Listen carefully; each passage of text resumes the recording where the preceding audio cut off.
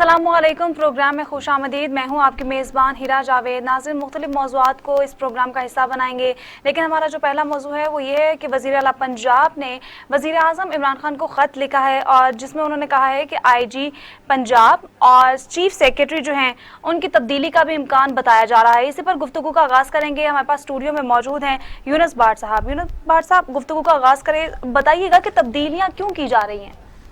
इसके लिए हिरा जवेद मैं आपको ये अर्ज़ करता चलूँ कि जो मौजूदा IG इनाम गनी साहब हैं, ये इनके साथ पिछले दिनों कोई जो वज़ीर आला पंजाब के साबिक़ प्रिंसिपल सेक्रेटरी थे जिनका नाम ताहिर खुर्शीद था, उस वक़्त से कोई अनबन चली आ रही थी और ताहिर खुर्शीद के वक़्त से ही जो CM साहब हैं वो मौजूदा IG साहब के साथ खुश नहीं थे। तो एक वक्त अब ऐसा आ गया है कि अब आपस में ये आमने सामने खड़े हो गए हैं। हालांकि मौजूदा जो IG पुलिस पंजाब इनाम गनी है, ये इनकी बड़ी अच्छी शोहरत है। ये इनके आने से अदारा जो है उसका मोराल बुलंद हुआ है। उन्होंने एक अपनी बेहतरीन टीम भी बनाई है जिसने बाकायदा रिजल्ट दिया है और पुलिस का जो मोराल पहले से काफ़ी ख़राब था उसको उन्होंने अप करने में, उसको बेहतर करने में उन्होंने भरपूर किरदार अदा किया है। पिछले दिनों आपके सामने लाहौर में एक बड़ा अफसोसनाक वाक़या पेश आया जब ग्रेटर इकबाल पार्क में एक खातून के साथ वो जो छेड़खानी का सिलसिला हुआ, उसकी तजलील का सिलसिला हुआ, तशद्दुद का सिलसिला हुआ, तो उस पर भी वज़ीर-ए-आज़म पाकिस्तान ने इस वाक़े के बाद ये एक्शन लिया गया है। ये जो सूरत पैदा हुई है तब्दीली की, दरअसल उस वाक़े के बाद ज्यादा संगीनी जो है वो इस सूरत ज्यादा संगीन हो गई और उन्होंने अब सोचा कि इसको तब्दील करना बड़ा ज़रूरी हो गया है। असल में मैं आपको बताता चलूँ कि जो वज़ीर-ए-आज़म पाकिस्तान थे, उनके नोटिस लेने के बाद वज़ीर आला पंजाब ने एक इंक्वायरी टीम बनाई और IG से उन्होंने रिपोर्ट की। IG ने रिपोर्ट इस पे एक तहकीकाती टीम मुकर्रर की। तहकीकाती टीम के बाद जो फैसला किया गया उसमें DIG ऑपरेशन लाहौर को तब्दील कर दिया गया। तो उस वक़्त IG पुलिस DIG ऑपरेशन को तब्दील करने पर भी खुश नहीं थे। वज़ीर आला पंजाब चाहते थे CCP लाहौर को भी तब्दील किया जाए, DIG ऑपरेशन को भी तब्दील किया जाए, पूरी टीम को तब्दील कर दिया जाए। उन्होंने कहा था इस वाक़े की लाहौर पुलिस के पूरे सरबराहान जिम्मेदार हैं। तो IG पुलिस ने CM से कहा कि इसके लिए वो जिम्मेदार नहीं है, ये एक वाक़या जो है वो मुकामी। बाकी अफसरान जो थे उनको तो हटा दिया गया, IG पंजाब को हटाना क्या लाजम था? ये वो मैं उसी तरफ आ रहा हूँ कि IG पुलिस पंजाब ने CM से DIG ऑपरेशन के हटाने की भी मुखालफत की थी। चलो उन्होंने कहा DIG को हटा दिया जाए, CCPO को उन्होंने नहीं हटाने दिया। वज़ीर आला पंजाब को ये बात बड़ी नागवार गुजरी और उन्होंने कहा कि CCPO जो है वो काम करेंगे, अगर CCPO जिम्मेदार है तो IG साहब ने कहा तो इस तरह इस फोर्स का मैं भी सरबराह हूँ तो फिर जिम्मेदारी तो मेरे ऊपर भी आती है। आप पंजाब के सरबराह है, चीफ मिनिस्टर हैं, आपकी चीफ सेक्रेटरी, आप पर भी अमन अमान बेहतर ना हो तो आप पे भी जिम्मेदारी लाजम होती है। तो इस वजह से अब दिन ब दिन इख्तलाफात बढ़ रहे थे। पिछले 2 हफ्ते से ये खबरें चल रही थी कि IG पुलिस को तब्दील कर दिया जाएगा। इस हवाले से महकमा पुलिस में बड़ा एक पैनिक फैला हुआ था। महकमा पुलिस के अफसरान कह रहे थे कि कैसे ये IG को तब्दील कर देंगे, IG तो बड़ा अच्छा है, IG तो बड़ा बेहतर काम कर रहा है। और ये आपको यकीन से जानिए कि IG इनाम गनी के आने से कोई शक नहीं कि अदारे का मोराल बहुत बेहतर हुआ है। लेकिन ये अब सूरत-ए-हाल खुल के सामने आ गई है। 2 दिन पहले इसके मतलब बाकायदा ब्रेकिंग न्यूज़ आपके सामने चल गई हैं कि IG और चीफ सेक्रेटरी के फैसला कर लिया गया कि इनको हर सूरत तब्दील किया जाएगा। इस हवाले से आज CM साहब जो थे वो इस्लामाबाद में थे, उन्होंने वज़ीर-ए-आज़म पाकिस्तान से मुलाकात भी की है। चीफ मिनिस्टर ने IG के नाम बजवाने का अख्तियार है वो सूबे के सरबराह को होता है। ठीक है यूनुस साहब, हमें ज्वाइन किया अहमद फराज साहब, तज्जियाकार भी हैं और क्राइम रिपोर्टर भी है। खुशामदीद कहते हैं आपको प्रोग्राम में। सर, बताइएगा कि IG पंजाब और चीफ सेक्रेटरी को तब्दील करने का इम्कान जाहिर किया जा रहा है और मे भी कि कुछ दिनों बाद ये तब्दीली मुतवक्के हो जाएगी, वो तब्दील कर दिया जाएगा। तो आप क्या देखते हैं, क्या किन वजूहात की बिना पर इनको तब्दील किया जा रहा है? जी बहुत शुक्रिया, आपने मदू किया है। देखिए बहुत सी वजूहात हैं। कुछ आपको याद होगा कि 1.5 साल तकरीबन पहले भी प्राइम मिनिस्टर ने एक इंदिया दिया था कि इंतजामी तब्दीलियां की जाएं और प्राइम मिनिस्टर जो है इमरान खान, मेरा ख्याल है उनका ये जो है ना मौक़िफ़ ये बिल्कुल ठीक है कि जो डिलीवर नहीं करता उसको चेंज होना चाहिए, उसको हटा दिया जाए। और इसी वजह से वो जब से वज़ीर-ए-आज़म पाकिस्तान आए हैं इंतजामी तब्दीलियां हो जाती हैं, खा वो चीफ सेक्रेटरी हों, नीचे उनकी इंतजामी तब्दीलियां हो या फिर पुलिस में हो। और उसकी मेन जो वजह यही बताई जाती है कि जाहिर है जो अफसर काम नहीं करता, और आप भी देख सकते हैं कि जिस तरह एक साल से सूबे में जो अमनो मान की सूरत हाल थी वो बहुत ज्यादा खराब हो चुकी थी। देखें, आईजी पंजाब जो होते हैं उनका ये काम नहीं होता कि उन्होंने लॉ एंड ऑर्डर, उन्होंने अपनी पॉलिसीज को देखना होता है, उन्होंने आगे पॉलिसीज डिलीवर करनी होती है। ये काम होता है नीचे आरपीओज का, डीपीओज का, सीसीपीओज का, सीपीओ का। अभी जो ये जो ताजा जो वाकया हुआ है ग्रेटर इकबाल पार्क का जो वाकया हुआ है, इसमें बराह रास्त आईजी पंजाब की तो कोई जिम्मेदारी ही नहीं थी। इसमें अगर कोई जिम्मेदार था तो वो लाहौर पुलिस जिम्मेदार थी, लाहौर पुलिस जिम्मेदार थी, सेफ सिटी जो थी वो जिम्मेदार थी। लेकिन हाँ, उन्होंने ये जो काम किया आईजी पंजाब ने कि जब ये वाकया हुआ है, जब उनको इंक्वायरी के लिए कहा गया, तो उन्होंने बजाय इसके कि सीपीओ में किसी को इसकी इंक्वायरी सौंपते, उन्होंने जिनकी गलती थी खास तौर पर सेफ सिटी की, उन्होंने उन्हीं को ही इसका जो है हेड बना दिया, राव सरदार साहब क्योंकि वो एमडी हैं, उन्हीं को इसकी उन्होंने जिम्मेदारी सौंप दी कि वो इसका वाकये की जांच पड़ताल करें। हालांकि अगर देखा जाए तो वो उस रोज जो इंक्वायरी सामने आई है, हमारे पास जो इत्तलात पहुंची है, लाहौर पुलिस को सेफ सिटी के वहाँ पर सर्विलेंस जो करते हैं, वहाँ पर जो ऑपरेटर्स बैठे हुए थे, उन्होंने इतला ही फराहम नहीं की थी। और शायद आपके इल्म में नहीं है कि जब ये वाकया हुआ था मोटरवे के देव का, तो एक एसओपी बना था। वो एसओपी ये बना था कि जब किसी खातून या किसी बच्चे की कोई कॉल आएगी 15 पे, तो वो फौरी तौर पर ना सिर्फ जो गश्त कर रहा होता है थानेदार वो, बल्कि उसके साथ साथ एसएचओ, उसके साथ डीएसपी और एसपी मौके पे जाएगा। लेकिन अहमद फराज साहब, यानी कि तमाम वाकयात की वजह से इनको तब्दील किया जा रहा है। बहुत से वाकयात हैं। देखिए, अगर क्राइम रेशियो भी देखिए ना लाहौर में खास तौर पर बहुत ज्यादा है। क्राइम अगेंस्ट पर्सन जो है ना, वो यूनुस बाट साहब मेरे साथी हैं, वो भी पिछले 20-25 साल से क्राइम रिपोर्टिंग कर रहे हैं, तो क्राइम अगेंस्ट पर्सन जो है वो बहुत ज्यादा तादाद में बढ़ चुका है। और हाल ये है कि थानों में जो है वो उसके मुकदमात दर्ज किए जाते हैं। थानों में जो एसएचओज हैं, जो डीएसपीज हैं, वो वर्किंग करते हैं, पर्चे सही नहीं देते। और खास तौर पर जब किसी डकैती का कोई वाकया पेश आता है तो वो अफसरान को नीचे से ये इतला दी जाती है कि ये वाकया मशकूक है, जी चेक किया जा रहा है। हालांकि लोग लूटे जा रहे हैं, लोग कत्ल हो रहे हैं, लेकिन यहाँ पर जो है वो सिर्फ और सिर्फ यही राग लापा जा रहा था कि जी बिल्कुल अमन अमान चल रहा है। मेरी इतलात के मुताबिक यूनुस बाट भी इस बात को सेकंड करेंगे कि लाहौर में रोजाना 40 से 50 डकैतियां हो रही हैं स्ट्रीट क्राइम के अलावा। जी अहमद फराज साहब, प्लीज मेहरबानी, आपने जो भी बताया, आप सीनियर आदमी हैं, तो आपसे ये पूछना था कि आखिर इख्तलाफात की क्या वजूहात हैं कि अचानक जो इनाम गनी साहब बड़े अच्छे तरीके से काम कर रहे थे और उनकी कारकर्दगी भी बड़ी बेहतर थी, जिस तरह आप फरमा रहे थे कि आईजी का काम पॉलिसी को जो है फॉलो करवाना होता है, पॉलिसी बनाना होता है, तो इस हालात में जब आईजी साहब के सीएम साहब के साथ किन वजूहात की पे इख्तलाफात, क्या वजह बनी है इख्तलाफात की? यूनुस साहब, देखें, आईजी पंजाब जो थे वो बिल्कुल, आपकी बात दुरुस्त है कि वो बिल्कुल ठीक चल रहे थे, लेकिन कुछ मामलात में ये हमेशा से होता है कि जब यहाँ पर सियासतदानों को जब भी किसी ब्यूरोक्रेसी ने या किसी पुलिस अफसर ने जब भी इनको किसी काम से इनकार किया है, तो फिर उनको जो है वो अपने ओहदे से हाथ धोना पड़ा। और हमारी इतलात के मुताबिक जो थे इनाम गनी साहब, वो बिल्कुल बैलेंस चल रहे थे, लेकिन बाज़ मामलात में उन्होंने कुछ जो है वो हुकूमत को उन्होंने इनकार किया, जिसके बाद वो अब उनको वहां से हटाया जा रहा है। अच्छा, अहमद फराज साहब, मेरी इतलात के मुताबिक जो साबिक प्रिंसिपल सेक्रेटरी थे वज़ीर आला के, जिनका नाम ताहिर खुर्शीद था, ताहिर खुर्शीद और आईजी पुलिस जो इनाम गनी साहब है, इनमें कोऑर्डिनेशन का बड़ा फुकदान था। ये उनकी हर बात फॉलो करने के लिए तैयार नहीं होते थे। सीएम साहब को इस बात का भी उनसे दुख था कि ये हमारी बात को फॉलो नहीं करते, क्योंकि जो उनके प्रिंसिपल सेक्रेटरी थे वो हर बात उनके कहने पे ही करते थे। और दूसरा, मुझे ये इतलात मिली है कि जो मौजूदा वाकये के बाद साजिद कियानी को तब्दील किया गया, उस वक्त वज़ीर आला पंजाब सीसीपी लाहौर को भी तब्दील करना चाहते थे, लेकिन सीसीपीओ के तबादले के सामने आईजी पुलिस खड़े हो गए। उन्होंने कहा जी इस तरह तो फोर्स का मोराल खराब होगा, डाउन होगा, अगर सीसीपीओ भी तब्दील कर दिए जाएं। वो तो डीआईजी ऑपरेशन की तब्दीली के लिए भी खासमंद नहीं थे। आपका इस पे क्या कहना है?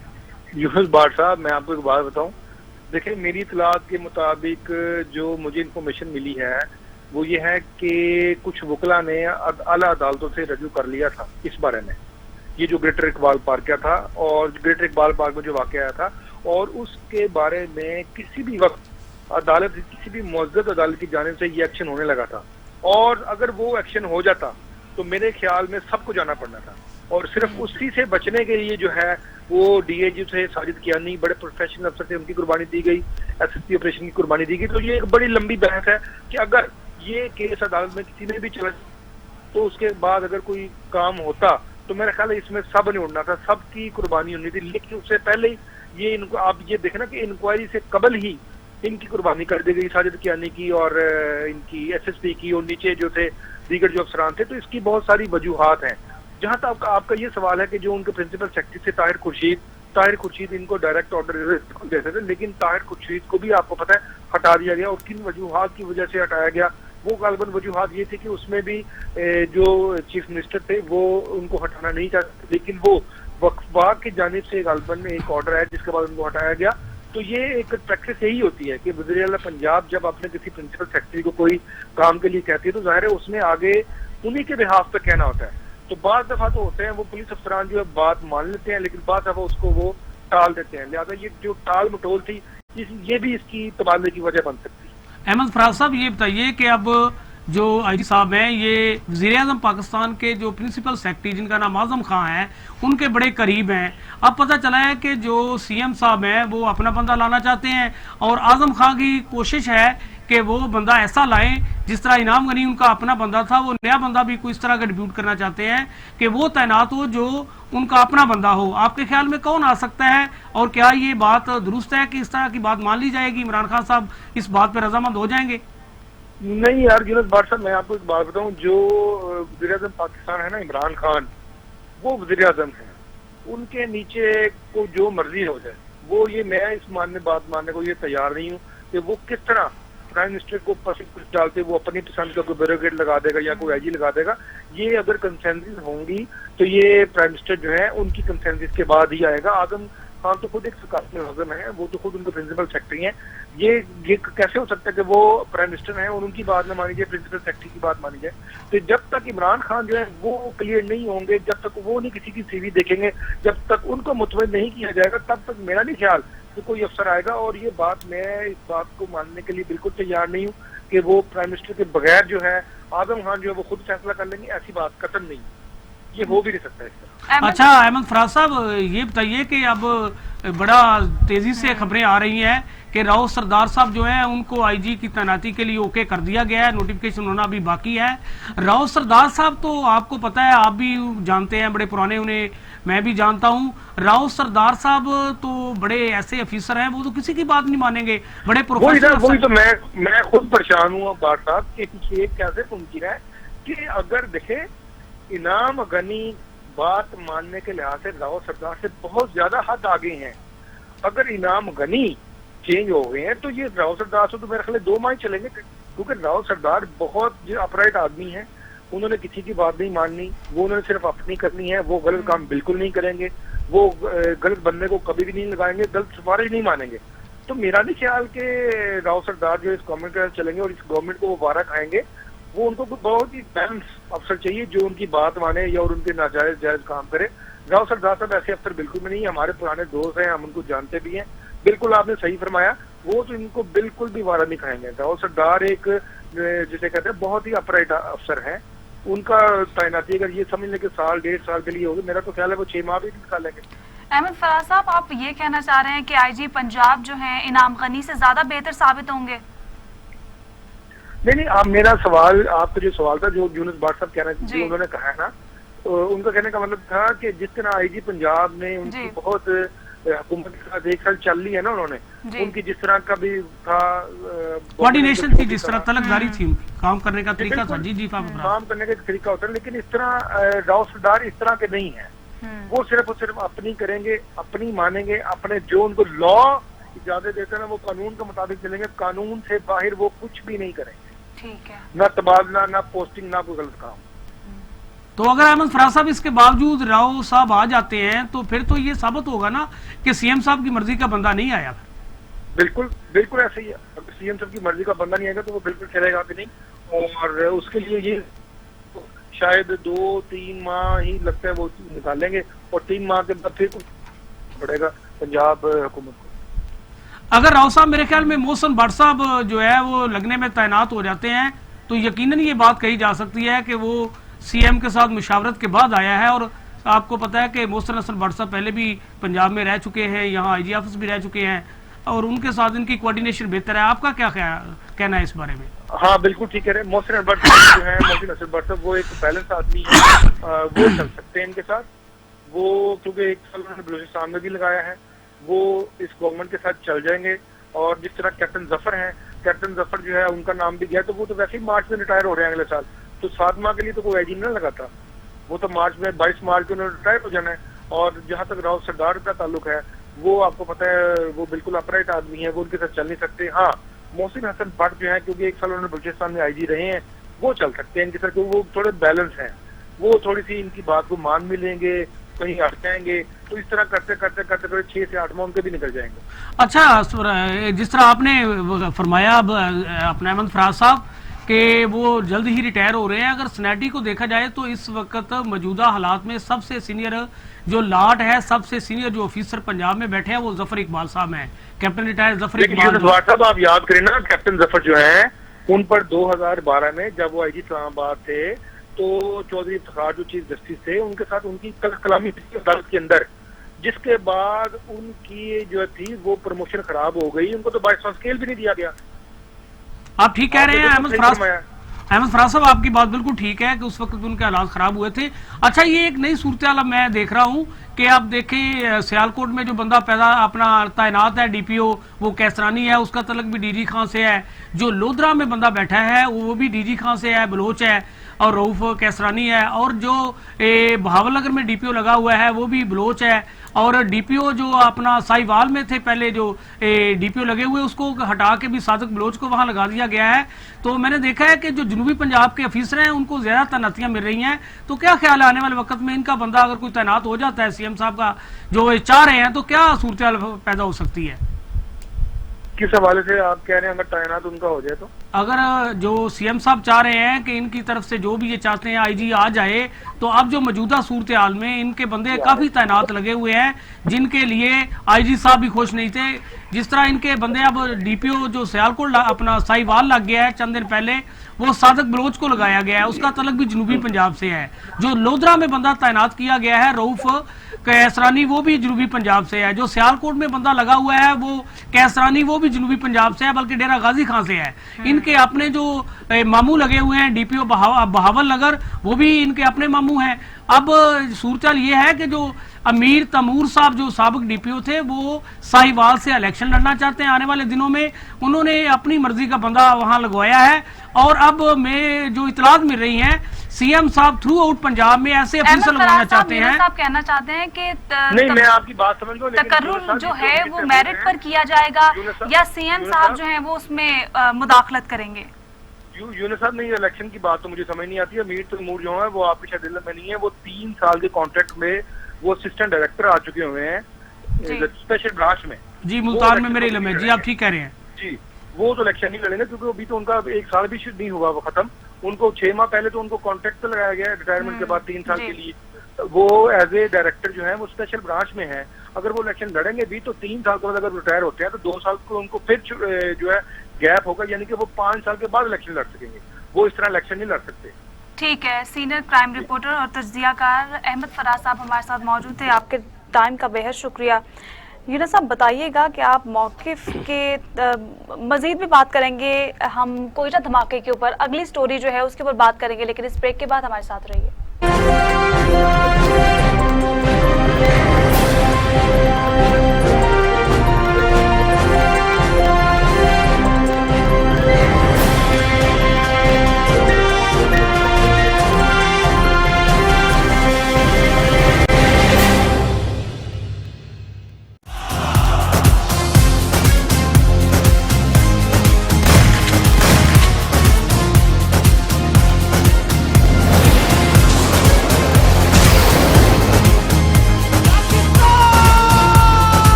वेलकम बैक नाज़रीन, हम बात कर रहे थे तकर्रुर और तबादलों के बारे में। तब्दीलियों का इम्कान है और यूनुस साहब हमारे साथ मौजूद हैं। यूनुस साहब, बताइएगा कि तब्दीलियां जो की जा रही हैं आईजी पंजाब की और चीफ सेक्रेटरी की, क्या ये मेरिट पर हो पाएंगी? हीरा जवेद, सूरत हाल इतनी अफसोसनाक है कि अब जो अदारे हैं वो तबाह होकर रह गए हैं। हर बंदा शहरी परेशान है। एक तरफ लोगों को महंगाई ने मार दिया है, गरीब लोग जो हैं उनकी सूरत हाल इंतहाई परेशान है। वो बड़े लोग इस तरह से अब हालात पैदा हो गए हैं कि जिस तरह के पंजाब में बल्कि मुल्क भर में ख़ास तौर पर पंजाब में कानून की कोई रेट नज़र नहीं आ रही। अदारों में अफरा तफरी का आलम है, जिसको जब जी चाहता है तब्दील कर दिया जाता है। अदारे चलाने के लिए इस तरह नहीं होता, एक SOP होता है जिसके मुताबिक काम करना पड़ता है। अगर उस SOP से हटकर कोई भी हुक्मरान अगर इस ब्यूरोक्रेसी को चलाएगा तो उसकी गुड गवर्नेंस का बायस ये अदारे नहीं बनेंगे।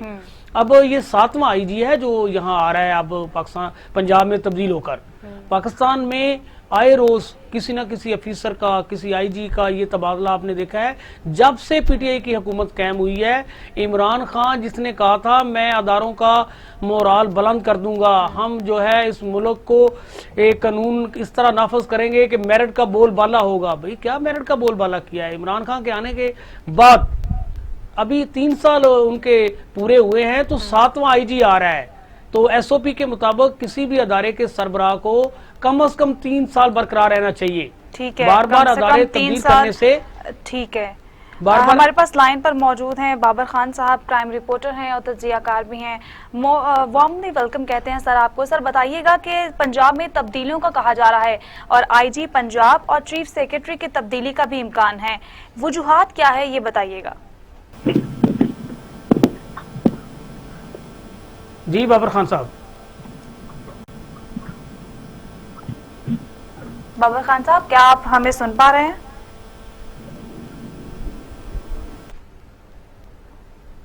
राब्ता नहीं हो पा रहा। सर आप बताइएगा इस बारे में।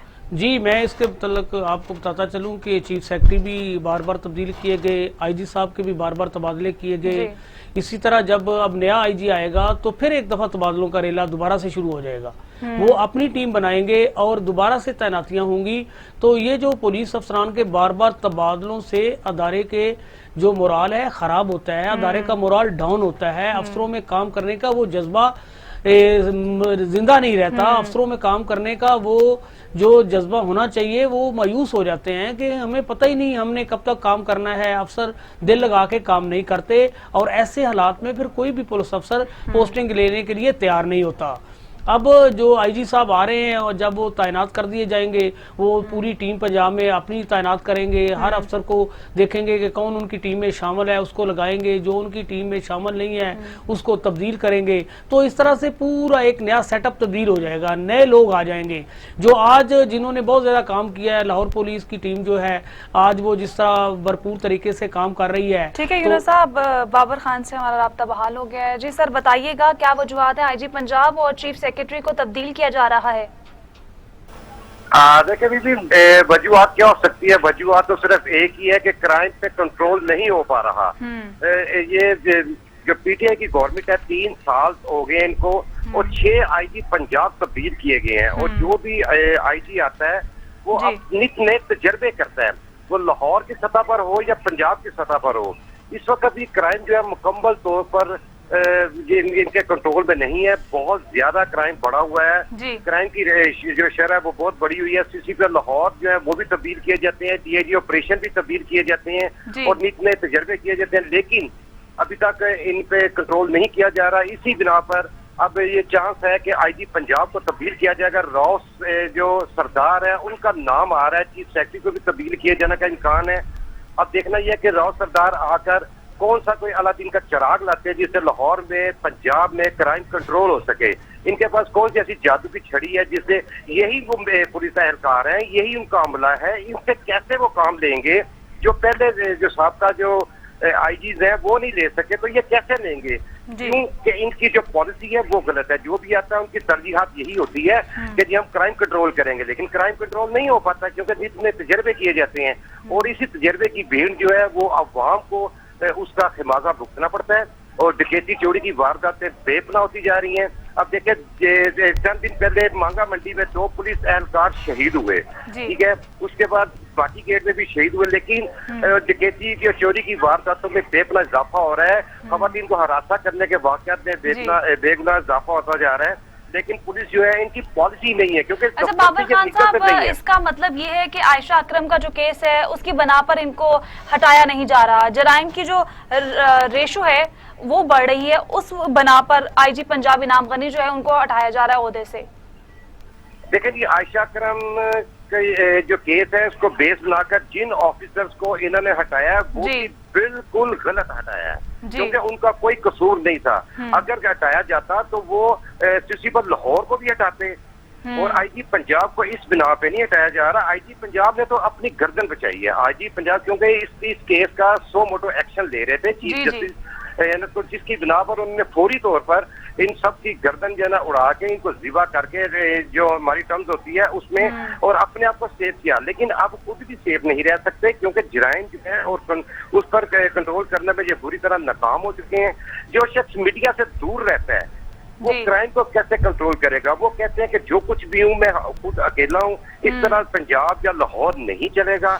किसी पे लाहौर हो या टीआई ऑपरेशन हो या कोई भी हो, वो लाहौर को इस तरह कंट्रोल नहीं कर सकते। क्योंकि बाबर खान साहब प्लीज, ये इस तरह जिस तरह आप कह रहे हैं आपकी बात बिल्कुल ठीक है। तो अच्छा ये कि अब जो सानिया ग्रेटर इकबाल पार्क वाला था उसमें तो सीसीपीओ को भी हटाया जा रहा था। आईजी ने मुखालफत की थी कि अदारों के इस तरह अंदर नहीं होता, इस तरह अफसर हटाने से वो जो सूरत बेहतर नहीं होती। इसका जिम्मेदार मुकामी एसएचओ डीएसपी है या एसपी है, डीआईजी को हटाने पे भी मुखालफत की गई थी। और इसके आप क्या कहते हैं इस बारे में? देखिए यूनुस साहब, अगर इस आयशा अकरम केस के हवाले से जो भी है ना ये वाकया हुआ था, इसमें आप भी माशाल्लाह इतने सालों से ना रिपोर्टिंग कर रहे हैं, मुझे बताएं कि कुर्बान लाइन में डीआईजी की और सीसीपीओ का वायरलेस ऑपरेटर वो कुर्बान लाइन में बैठता है। इसमें तमाम तर कसूर जो था सेफ सिटी अथॉरिटी का था। अब वहाँ पे जो इंक्वायरी कमेटी में सेफ सिटी अथॉरिटी के जो चेयरमैन है उनको हेड मुकर्रर किया गया, दूध की रखवाली बिल्ले को बिठा दिया गया, बिल्ली को बिठा दिया गया। उन्होंने क्या इंक्वायरी करनी थी? जो लोग जिम्मेदार थे उन्हीं को इंक्वायरी अफसर बना दिया गया, सेफ सिटी वालों को तो खुद जिम्मेदार थे। ठीक कह रहे हैं आप बाबर खान साहब। पता चला है कि सीएम ऑफिस और आईजी ऑफिस के दरमियान कोऑर्डिनेशन का फुकदान हो गया था। सीएम साहब जो काम करवाना चाह रहे थे, आईजी साहब सारे काम उनके कर नहीं रहे थे।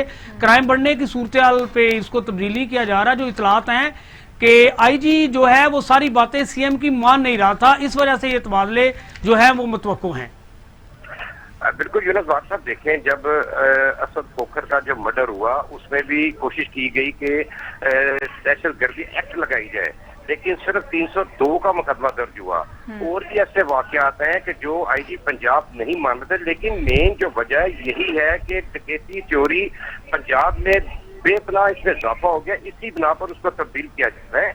और चीफ सेक्रेटरी को भी अब देखना यह कि कौन सा ऐसा शख्स आएगा जो लाहौर या पंजाब को आके कंट्रोल करेगा। मुशावरत हो रही है वज़ीर आज़म पाकिस्तान के साथ, वज़ीर आला पंजाब की, और तवक्को यही की जाती है कि कुछ ही देर बाद राव सरदार का नोटिफिकेशन कर दिया जाएगा बतौर आईजी पंजाब। अब देखना यह कि वो किस तरह आकर पंजाब बिलखुसूस लाहौर को कंट्रोल करते हैं। लाहौर सूबाई दारुल हुकूमत है पंजाब का।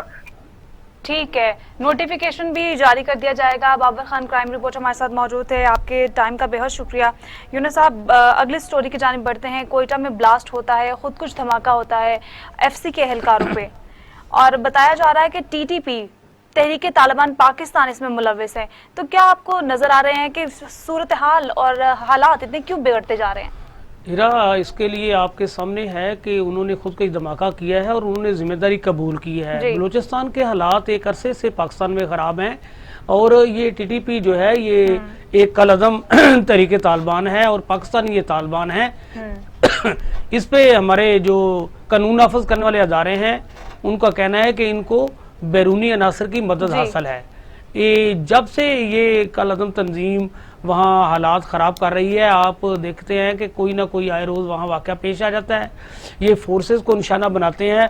जब भी किसी मुल्क की फोर्सेस को निशाना बनाया जाता है उनका इख्तलाफ गवर्नमेंट के साथ होता है, वो गवर्नमेंट को कबूल नहीं कर रहे होते। उनका मकसद जो है वो गवर्नमेंट को जो है चैलेंज करना होता है।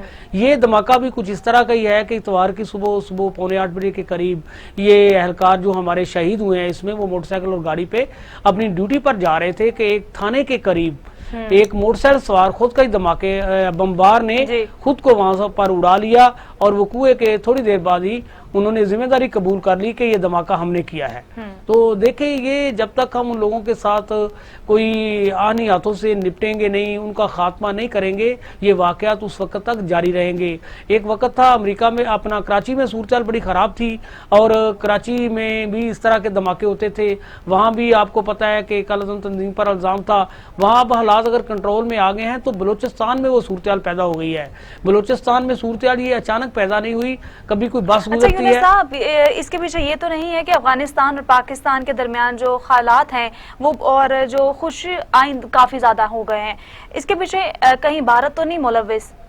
आपकी बात से मैं इत्फाक करता हूं कि आपने देखा होगा कि जब से अफगानिस्तान में तालिबान की लोग आए हैं, तालिबान ने कंट्रोल हासिल किया है, तो भारत के खिलाफ भरपूर एक किस्म की जो उनकी मुआरजा सही हुई है, जो उनको नाकामी हुई है, भारत को बड़ी पेशमानी हुई है। भारत को इस मामले में बड़ी नदामत का सामना है कि भारत जो अफगानिस्तान में अपनी जड़ें मजबूत कर चुका था, वो उसको वहां से वापस लौटना पड़ा है। ना सिर्फ वापस लौटना पड़ा है, भारत के मुतल्लिक ये बात सामने आई है कि वो अपने जंगी हथियार, चीजें, सामान, सारी इन्वेस्टमेंट उनकी जाया हो गई है और वो सब कुछ छोड़कर भाग गए हैं।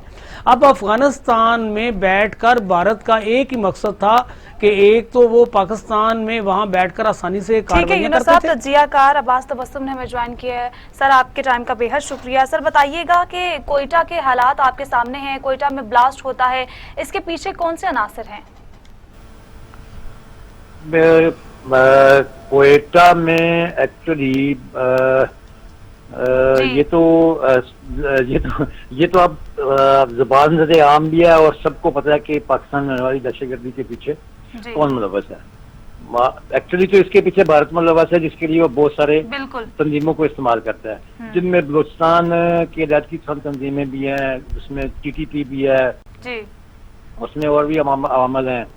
तो अब चूंकि अफगानिस्तान के हालात चेंज हुए हैं, अफगानिस्तान में तालिबान के आने के बाद इन तंजीमों को सबको प्रॉब्लम होगी, TTP को भी प्रॉब्लम होगी, ये BLA को भी प्रॉब्लम होगी, बलूचिस्तान की जो बाकी बलोच की पसंद है वो भी वहाँ से। TTP तहरीक तालिबान पाकिस्तान जो है उसने कोयटा के ब्लास्ट, खुद कुछ ब्लास्ट हुआ था, वो कबूल कर लिया है कि उन्होंने वो ब्लास्ट किया। TTP ने कबूल कर लिया। एक्चुअली TTP और जो BLA है इनके दरमियान तावन है जी। TTP बलूचिस्तान में उतनी मजबूत नहीं है जितनी बलूचिस्तान के में जो BLA है वो जो मजबूत है जी। तो अब चूंकि भारत ने जो इनके कैंप बनवाए हुए थे, जिनको वो सपोर्ट कर रहा था अफगानिस्तान में, वो कैंप अब खत्म हो रहे हैं जी जी। अब वहां से ये निकल रहे हैं, तो इसके लिए पाकिस्तान को जरूरी है कि पाकिस्तान की सिक्योरिटी एजेंसियों को, पाकिस्तान की फोर्सेस को जरूरी है कि इन पे पूरा ध्यान रखें, खासकर बलूचिस्तान और जो खैबर पख्तूनख्वा के वो इलाके हैं जो अब खैबर पख्तूनख्वा में शामिल किए गए जी जी। अब उन पे खसूसी तवज्जो देने की जरूरत है, क्योंकि और खासकर बलूचिस्तान में अब थोड़ी सी सूरत हाल चेंज होगी, अभी उसमें वक्त लगेगा, क्योंकि तालिबान जो है वो भी CPAC में इंटरेस्ट ले रहे हैं, बल्कि CPAC को वो चाह रहे हैं। तालिबान कभी भी नहीं चाहेंगे कि बलूचिस्तान में जो इलाके पसंद है वो CPAC के खिलाफ कार्रवाई करें। अब थोड़ा सा सिनेरियो मुस्तकबिल में चेंज होगा। मगर अभी साहब ये भी बताएगा कि पाकिस्तान और अफगानिस्तान के जो हालात हैं वो खुशाइन दिखाई दे रहे हैं, और पिछले दिनों की बात है, वीडियो वायरल हुई थी, ISI के लीडर हुकूमत तालिबान अफगानिस्तान की में जो हुकूमत बनाई है तालिबान ने, जनरल फैज हमीद, उनसे मुलाकात के लिए गए थे, उसके बाद भी भारत काफी बौखलाहट का शिकार था। नहीं, भारत को तो एक्चुअली भारत ने तो अफगानिस्तान में इतनी सरमायाकारी की हुई है कि उसको तो प्रॉब्लम होगी। अब इंडिया के लिए अफगानिस्तान में कोई जगह नहीं है। तालिबान, अब ये समझने की जरूरत है कि तालिबान जो है वो पाकिस्तान के साथ उनका ताल्लुक जो है वो क्या है जी। तालिबान के बेशतर लोग जो यहाँ पढ़े हैं, यहाँ परवरिश की हुई है, यहीं वो रह रहे हैं, यहाँ से वो अफगानिस्तान वापस गए हैं, ये वही लोग हैं जो मदारस में पढ़े हुए या मदारस में पढ़ाते रहे हैं। अब्बास साहब प्लीज, ये आपकी कारी नजर है सियासी मामलात पर, आप लिखते भी हैं, आप काफी सीनियर आदमी हैं, ये सारे मामलात की रोकथाम के लिए हुकूमत को क्या करना चाहिए? हुकूमत तो एक्चुअली तालिबान जो हैं अब वो ये कर रहे हैं कि हुकूमत और टीटीपी के दरमियान कुछ मामला सेटल हों। अब अगर टीटीपी वाले जो हैं वो कौमी दायरे में वापस आना चाहते हैं तो उसके लिए हुकूमत को भी कोई नरम गोशा दिखाना चाहिए। नहीं, आपके ख्याल में कोई ब्लैकमेलिंग तो नहीं, कोई ब्लैकमेलिंग चल रही है क्या वो चाहते हैं? नहीं, देखे ना, तालिबान जो हैं वो लोग जो 20 साल से, जो 40 साल से आपस में लड़ रहे थे, उन्होंने सुलह की है आपस में। अब वो सुलह कर रहे हैं, बैठ के मुश्तरका हुकूमत बना रहे हैं। ठीक है, मुश्तरका हुकूमत बना रहे हैं। सीनियर तज्जियाकार अब्बास तबस्सुम साहब हमारे साथ मौजूद थे। आपके टाइम का बेहद शुक्रिया। यूनुस साहब बताइएगा इस बारे में, आप भी क्या उनके मौक़िफ़ की तायद करते हैं? अब्बास साहब की ये बात तो हिरा बिल्कुल ठीक है कि ये जो वहाँ अलहदगी पसंद तंजीमें हैं, इनका एक अरसे से हुकूमत के साथ एक ही मुतालबा है कि उनके जो वहाँ के जायज़ मुतालबात हैं उन्हें माना जाए। हमारे ख्याल में कोई भी बात जो जायज़ हो, अगर वो पाकिस्तानी शहरी हैं। क्लोजिंग का वक्त हुआ जाता है। मुख्तलिफ मौज़ूआत को इसी तरह अपने प्रोग्राम का हिस्सा बनाएंगे। मुझे दीजिए इजाज़त, अल्लाह के बाद।